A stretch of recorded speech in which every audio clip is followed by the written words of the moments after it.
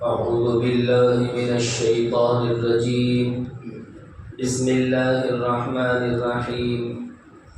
وأقيموا الصلاة وآتوا الزكاة وما تقدموا لأنفسكم من خير تجدوه عند الله إن الله بما تعملون بصير. صدق الله مولانا العظیم. محترم و معزز بزرگوں، عزیزوں، دوستوں، بھائیوں، یہ سورہ بقرہ کی آیت نمبر 110 ہے۔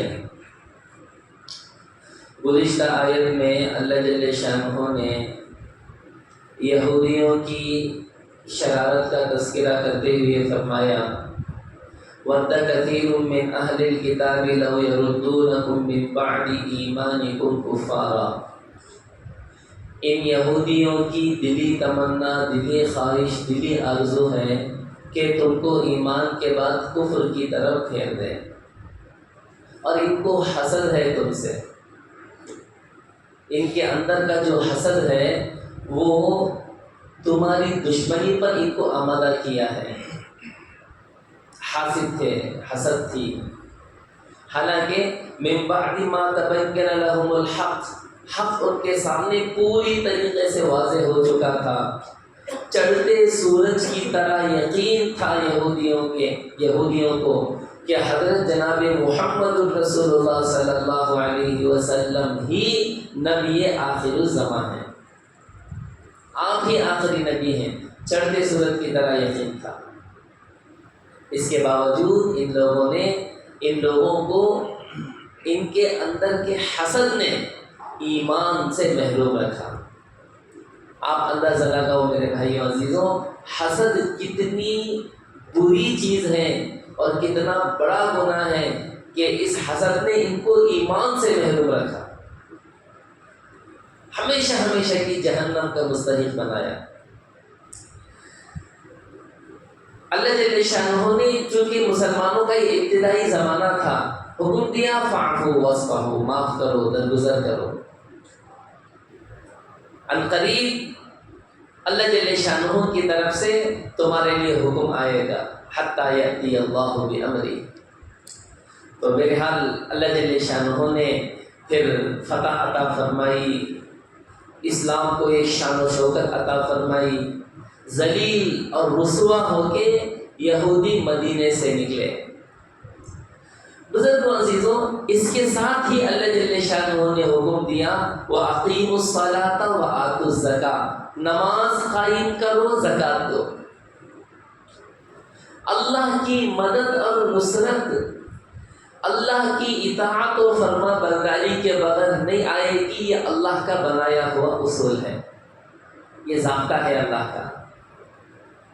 وَلَا تَهِنُوا وَلَا تَحْزَنُوا وَأَنْتُمُ الْأَعْلَوْنَ، تم ہی کامیاب ہو، تم ہی کامیاب رہو گے، تم ہی سربلند رہو گے، غمگین نہ ہو جاؤ، رسوا نہ ہو جاؤ۔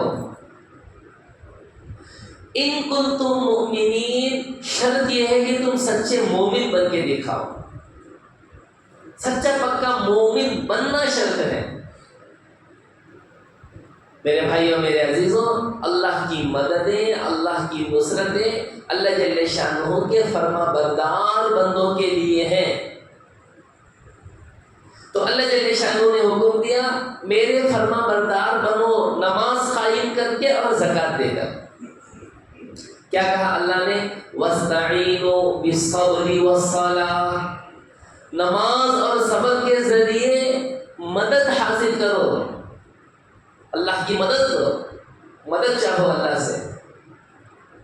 ہم نماز بھی نہیں پڑھیں گے، زکوٰۃ بھی نہیں دیں گے، اطاعت و فرما برداری بھی نہیں کریں گے، پھر اللہ کی مدد ہمارے لیے اتر جائے آسمان سے، ایسے ہوگا؟ نہیں ہوگا۔ ایسے یہ خیالت و محالت و جنون۔ قوم کی ترقی کے لیے، مسلمانوں کی ترقی کے لیے آپ چاہے جتنے کانفرنس کر لو، چاہے جتنے جلسے جلوس کر لو، چاہے جتنے آپ کوششیں کر لو، لیکن جب تک مسلمان اللہ کی اطاعت و فرما برداری پر نہیں آئیں گے، اللہ کی مدد نہیں آئے گی۔ یہ ضابطہ اللہ کا بنایا ہوا ہے۔ صحابہ اکرام رضوان اللہ علیہم اجمعین کے ساتھ میرے بھائیوں عزیزوں اللہ کی جو مددیں آئی ہیں، اب دیکھو صحابہ کی تاریخ دیکھو کیا کیا مددیں آئی۔ ارے گزشتہ نبیوں کے زمانے میں معجزات کی شکل میں جو اللہ کی مددیں آئیں، صحابہ اکرام رضوان اللہ علیہم اجمعین کے زمانے میں کرامات کی شکل میں صحابہ کے لیے وہ مددیں آئیں۔ حضرت موسیٰ علیہ السلام کا دریائے نیل کو پار کرنا وہ ایک معجزہ تھا۔ یہ واقعہ صحابہ کے زمانے میں پیش آیا، صحابہ کے زمانے میں پیش آیا۔ صحابہ چل کے دکھائے سمندر پر، پانی پر چل کے دکھائے صحابہ، تو تاریخ ہے۔ تو میرے بھائیوں میرے عزیزوں، اللہ جل شانہ نے حکم دیا وَأَقِيمُوا الصَّلَاةَ وَآتُوا الزَّكَاةَ، نماز قائم کرو۔ قرآن مقدس میں صرف ایک جگہ نہیں ہے، سینکڑوں جگہ قرآن میں اللہ جل شانہ نے اقامت صلاۃ کا حکم دیا ہے۔ نماز کا قائم کرنا کیا ہے؟ نماز کو پوری خشوع خضوع کے ساتھ، پورے اہتمام کے ساتھ، پوری پابندی کے ساتھ، پورے آداب سنن مستحبات کی رعایت کرتے ہوئے لگاتار پڑھتے رہنے کو کہتے ہیں اقامت صلاۃ۔ کب کی دل میں آیا پڑھ لیے، ٹائم ملا پڑھ لیے، موڈ تھا پڑھ لیے، ماحول تھا پڑھ لیے، اس کو اقامت صلاۃ نہیں کہتے۔ کہتے ہیں نا بعض کوئی جمعہ کا نمازی ہے، کوئی بڑی راتوں کا نمازی ہے، کوئی عیدین کا نمازی ہے، کوئی ماحول کا نمازی ہے، چلو بھی سمجھنے پڑھ رہے ہمیں بھی پڑھ لیں گے۔ تو میرے بھائیوں میرے عزیزوں، نماز کسی بھی حالت میں معاف نہیں ہے، کسی بھی صورت میں معاف نہیں ہے۔ نماز کی جتنی تاکید احادیث مبارکہ میں آئی ہے، شاید کسی دوسرے عمل کی ویسی تاکید آئی ہے۔ من ترک الصلاۃ متعمدا فقد کفر، جان بوجھ کے نماز چھوڑنے والا کفر تک چلا جاتا ہے۔ آج مسلمان نماز کے چھوڑنے کو گناہ بھی نہیں سمجھ رہا ہے۔ جا کے دیکھو مسلمان کیسے پڑے سو رہے ہیں اپنے بستروں پہ، مسلمانوں کے محلے قبرستان بنے پڑے ہیں، سو رہے ہیں، سب پڑے سو رہے ہیں، چھوٹے بڑے جوان بوڑھے سب پڑے سو رہے ہیں۔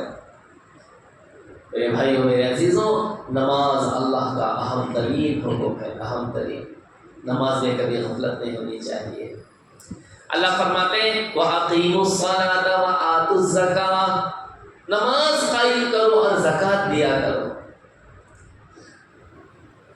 ایک محدود مقدار شریعت نے طے فرمائی، اگر کسی کے پاس 52.5 تولہ چاندی ہے، اس کی مالیت ہو، یا 7.5 تولہ سونا ہو، تو پھر اس کا سال گزرنے کے بعد اس کا 2.5% اللہ کا وہ غریبوں کا حق ہے جو اللہ کی طرف سے تم پر فرض کیا ہوا ہے، وہ غریبوں کا حق ہے، وہ دینا ہی دینا ہے وہ۔ تو اس وجہ سے میرے بزرگ دوستوں، اپنے مال کا حساب لگا کے، اندازہ لگا کے، پائی کا حساب کر کے زکوٰۃ کو دینے کا اہتمام کرنا چاہیے، اس میں غفلت نہیں کرنی چاہیے۔ جو لوگ زکوٰۃ کو دینے میں غفلت کرتے ہیں، وہ زکوٰۃ کا جو مال ہوتا ہے نا، مثال کے طور سے ہمارے پاس 1 لاکھ روپیہ ہے، اس میں 2,500 روپے یہ زکوٰۃ اس کی بنتی ہے۔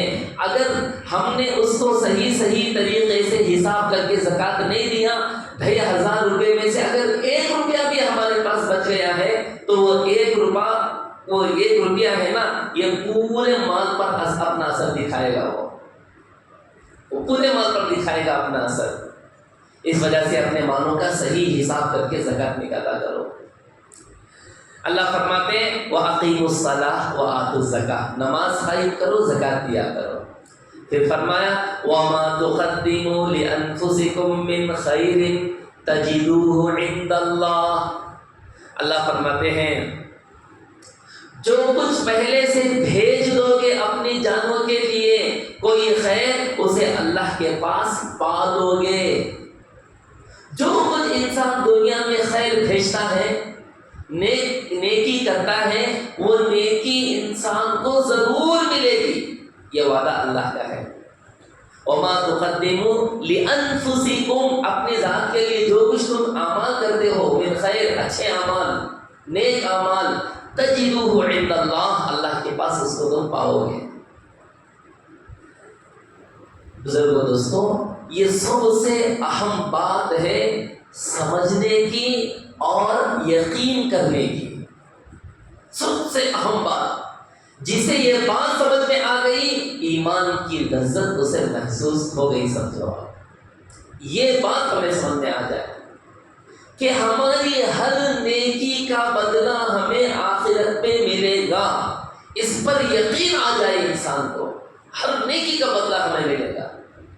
جسے آیت کے اس جملے پر یقین آ جائے گا، وہ سب سے بڑا عابد بھی بنے گا، سب سے بڑا سخی بھی بنے گا۔ آدمی کیا کرتا ہے؟ دنیا میں کماتا ہے، محنت کر کے، خون پسینہ ایک کر کے، پھر مال سے مال، مال سے مال، مال سے مال بناتا چلا جاتا ہے۔ اللہ کے نبی صلی اللہ علیہ وسلم نے ہمیں ایک فارمولا دیا، مال سے اعمال بناؤ۔ مال سے کیا بناؤ؟ اعمال بناؤ۔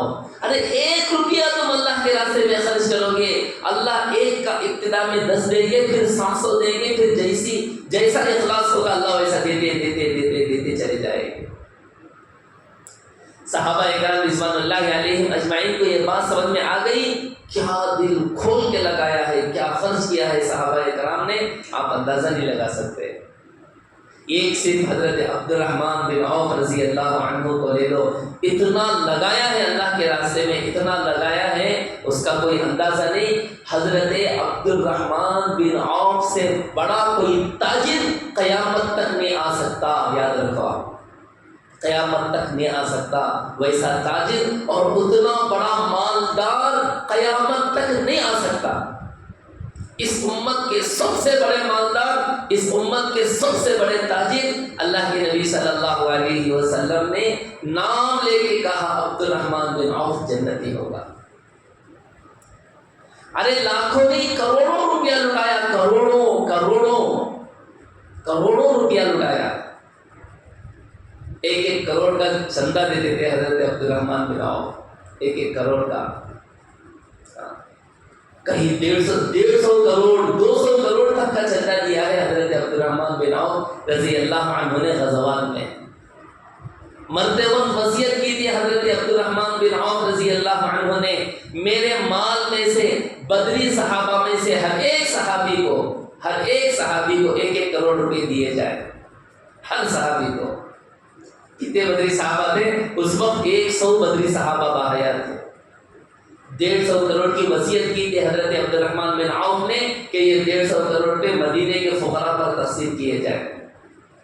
ایک مرتبہ حضرت عبد الرحمن بن عوف رضی اللہ عنہ کا سامان تجارت 700 اونٹوں پر لدا ہوا ساز و سامان مدینے میں آیا تو مدینے میں ہنگامہ مچ گیا، لوگ یہاں وہاں سے بھاگنے لگے، دوڑنے لگے، عبد الرحمن بن عوف کا تجارتی قافلہ آیا، عبد الرحمن بن عوف کا تجارتی قافلہ آیا ہے۔ یہ شور جب مچا، اما جان حضرت عائشہ صدیقہ رضی اللہ عنہا نے محسوس کیا کہ کچھ شور ہو رہا ہے، پوچھا بھی یہ شور کا ہے؟ لوگوں نے کہا عبد الرحمن بن عوف کا سامان تجارتی قافلہ آیا ہے۔ حضرت عائشہ رضی اللہ عنہا نے فرمایا اللہ عبد الرحمن بن عوف کے مال میں برکت دے۔ میں نے اللہ کے نبی صلی اللہ علیہ وسلم سے سنا عبد الرحمن بن عوف کل جنت میں جائیں گے تو گھسٹتے گھسٹتے جائیں گے جنت میں۔ ابھی پورا سامان تجارت نیچے نہیں اترا تھا، حضرت عبد الرحمن بن عوف کو کسی نے کہا اما جان حضرت عائشہ صدیقہ نے آپ کے بارے میں یہ حدیث سنائی ہے کہ اللہ کے نبی نے فرمایا آپ کل جنت میں جائیں گے تو گھسٹتے گھسٹتے جائیں گے۔ فوراً آ گئے حضرت عائشہ رضی اللہ عنہ کی خدمت میں اور آ کر کہا اما جان کیا آپ نے یہ حدیث اللہ کے نبی صلی اللہ علیہ وسلم سے سنی؟ ہاں میں نے یہ حدیث اللہ کے نبی سے سنی، میں آپ کو گواہ بنا کے کہتا ہوں یہ 700 اونٹوں پر لدا ہوا جتنا مال آیا ہے یہ پورا کا پورا مال میں اہل مدینہ پر مفت میں تقسیم کرتا ہوں، اور میں اللہ سے امید کرتا ہوں کہ میں کھڑے ہو کے چل کے جاؤں گا جنت میں، گھسٹ کرنی اس کے بدلے میں چل کے جاؤں گا، میں اللہ سے امید کرتا ہوں۔ بھائیوں میرے عزیزوں، دنیا جمع کرنے کی جگہ نہیں ہے، جمع کرنے کی جگہ تو آخرت ہے، ہماری جنت ہے۔ اس لیے کہ بھائی آپ بتاؤ ہم دنیا میں کتنے دن رہیں گے؟ بتاؤ، ارے بولو کتنے دن رہیں گے دنیا میں؟ ارے 60-70 سالہ زندگی ہے، وہ بھی اس کی بھی کوئی گارنٹی نہیں ہے، ان گارنٹی زندگی ہے انسان کی۔ 60-70 سالہ زندگی کے لیے انسان اتنا ٹینشن مول لیتا ہے، اتنی پریشانی اتنی پریشانی اتنی پریشانی، اس کی کوئی حد نہیں ہے، اور ہمیشہ ہمیشہ جہاں پر رہنا ہے آدمی اسے بھول جاتا ہے۔ میرے بھائیوں میرے عزیزوں، جتنا کما کما کما کما کے آخرت میں بھیجیں گے، آدمی کو آخرت میں اسی نعمتیں ملے گی۔ دیکھو یہ مثال، چھوٹی سی مثال دیتا ہوں میں۔ لوگ باہر جاتے ہیں کمانے کے لیے، کوئی سعودی گیا، کوئی پتہ نہیں کہاں گیا، کوئی دبئی گیا، لوگ جاتے نہیں جاتے، کما رہے بھیج رہے، کما رہے بھیج رہے، کما رہے بھیج رہے۔ وہ ہوتے تو وہاں ہیں لیکن ان کا دل یہی اٹکا ہوا ہوتا ہے، اس لیے کہ ان کی زندگی بھر کی جمع پونجی یہاں ہے نہیں۔ کما رہے بھیج رہے، نہیں بھی بڑھاپے میں جا کے پھر وہیں تو جانا ہے ہمیں۔ وہاں کفایت شیاری کے ساتھ زندگی گزارتے ہیں، جو وہیں سیٹل ہو گئے ان کی بات الگ ہے، لیکن جن کو یہاں دوبارہ آنا ہے وہ کیا کرتے ہیں؟ کما رہے بھیج رہے، گھر بنائے، پراپرٹی خریدے، کھیت خریدے، یہ خریدے وہ خریدے، میں یہاں ہوں، میرا دل کہاں ہے؟ میرا دل میرے ملک میں ہے۔ تو ہوتے تو وہاں ہیں لیکن ان کا دل یہاں اٹکا ہوا ہوتا ہے۔ میرے بھائیوں میرے عزیزوں، اسی طریقے سے ایک مومن کا حال ہوتا ہے کہ مومن کماتا ہے اور اپنی جنت کے لیے بھیج دیتا ہے۔ میں یہاں ہوں لیکن میرا دل کہاں اٹکا ہے؟ میری جنت میں اٹکا ہے۔ تو میرے بھائیوں عزیزوں، اللہ فرماتے ہیں وَمَا تُقَدِّمُوا لِأَنفُسِكُم مِّنْ خَيْرٍ، جو کچھ بھلائی تم اپنے لیے آگے بھیجو گے تَجِدُوهُ عِندَ اللَّهِ، اللہ کے پاس پاؤ گے اسے۔ ارے اللہ نے کیا اس کی مثال دی، فَمَن يَعْمَلْ مِثْقَالَ ذَرَّةٍ خَيْرًا يَرَهُ، ایک ذرے کے برابر بھی تم نیکی کرو گے تو اللہ اس کا بدلہ دیں گے تمہیں، ذرے کے برابر، ذرہ بالکل اللہ اس کا بھی بدلہ دیں گے، اور ذرے کے برابر کے گناہ کا بھی سزا ملے گی۔ تو میرے حال اللہ فرماتے ہیں ان اللہ بما تعملون بصیر، اللہ جل شانہ تمہارے کاموں کو دیکھنے والے ہیں۔ اللہ دیکھ رہے ہیں تم دنیا میں کیسی زندگی گزار رہے ہو، کیا کر رہے ہو دنیا میں۔ تو میرے حال میرے بھائیوں میرے عزیزوں، اللہ جل شانہ ہمیں یقین عطا فرمائے، یقین عطا فرمائے، آخرت کا یقین عطا فرمائے، اور جنت کا یقین اللہ ہمیں عطا فرمائے۔ سبحان اللہ وبحمدہ، سبحانک اللہم وبحمدک، ونشہد ان لا الہ الا انت، ونستغفرک ونتوب الیک۔